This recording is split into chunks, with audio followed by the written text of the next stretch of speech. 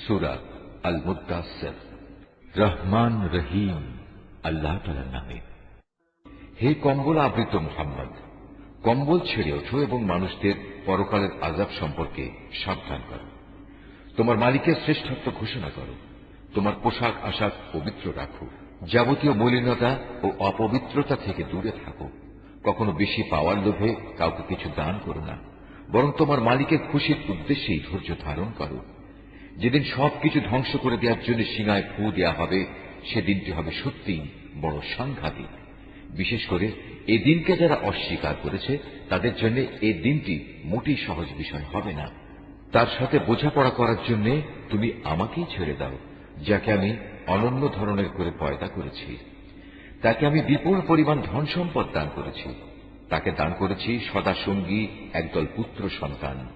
আমি তার জন্য যাবতীয় সচ্ছলতার উপকরণ সুগম করে দিয়েছি।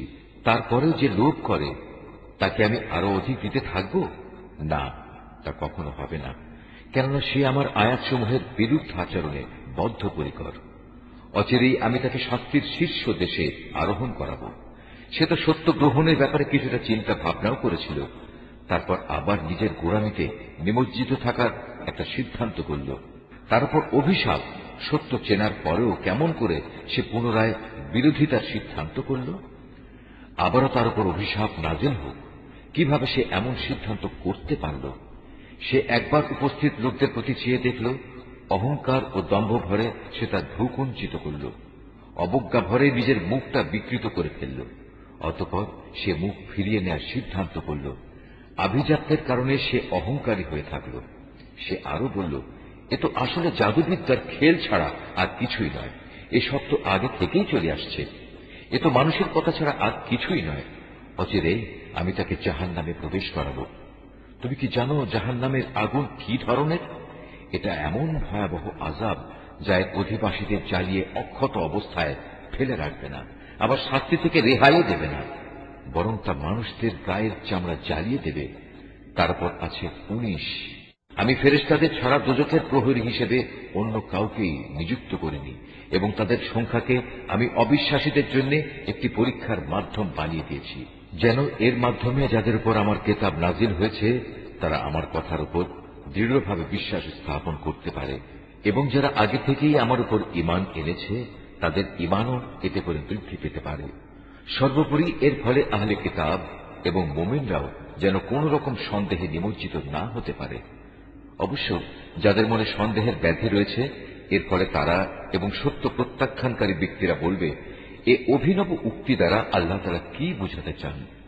মূলত এ ধরনের বক্তব্য দ্বারা আল্লাহ তাআলা যাকে চান তাকে গোমরা করেন, আবার একই বক্তব্যের মাধ্যমে তিনি যাকে চান তাকে সঠিক পথে পরিচালিত করেন।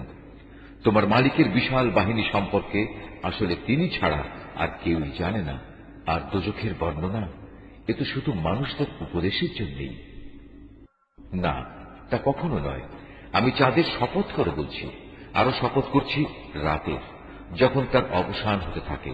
শপথ করছি প্রভাতকালে, যখন তা দিনের আলোয় উদ্ভাসিত হয়। নিঃসন্দেহে জাহান্নাম হবে মানুষের জন্য কঠিনতম বিপদসমূহের মধ্যে একটি বড় বিপদ। মানুষের জন্য তা হবে ভয় প্রদানকারী। তোমাদের মধ্যেকার যে ব্যক্তি কল্যাণের পথে অগ্রসর হতে চায় এবং অকল্যাণের পথ থেকে পিছু হটতে মনস্থ করে, পৃথিবীর প্রত্যেক মানুষই নিজের কর্মফলের হাতে বন্দী হয়ে আছে। অবশ্য ডান দিকে অবস্থানকারী নেক লোকগুলো ছাড়া তারা অবস্থান করবে চিরস্থায়ী জান্নাতে। সেদিন তারা পরস্পরকে জিজ্ঞেস করবে জাহান্নামে নিক্ষিপ্ত পাপিষ্ঠদের সম্পর্কে। তারা বলবে, হে জাহান্নামের অধিবাসীরা, তোমাদের আজ কিসে এ ভয়াবহ আযাবে উপনীত করেছে?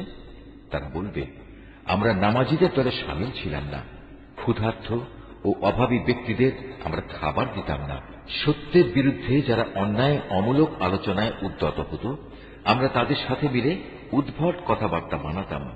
সর্বোপরি আমরা আখিরাতকেও অস্বীকার করতাম। এমনই অস্বীকার করতে করতে একদিন আমাদের সামনে অবধারিত মৃত্যু এসে হাজির হয়ে গেল। তাই আজ কোন সুপারিশকারীর সুপারিশই তাদের কোনো উপকারে আসবে না। বলতে পারো এদের কি হয়েছে? এরা এই সত্যনিষ্ঠ বাণী থেকে মুখ ফিরিয়ে নিচ্ছে কেন? অবস্থা দৃষ্টে মনে হয় এরা যেন বনের কতিপয় পলায়নরত ভীত সন্ত্রস্ত গাধা। যা গর্জনকারী বাঘের আক্রমণ থেকে পালাতেই ব্যস্ত, কিন্তু তাদের প্রতিটি ব্যক্তিই চায় স্বতন্ত্রভাবে এক একটি উন্মুক্ত গ্রন্থ তাকে দেয়া হোক।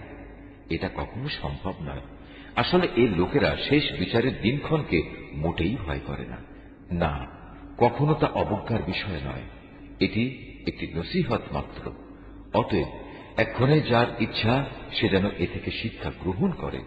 সত্যি কথা হচ্ছে, আল্লাহ তাআলার ইচ্ছা ব্যতিরেকে তারা কখনো এ থেকে শিক্ষা গ্রহণ করবে না। একমাত্র তিনি ভয় করার যোগ্য এবং একমাত্র তিনিই হচ্ছেন ক্ষমার মালিক।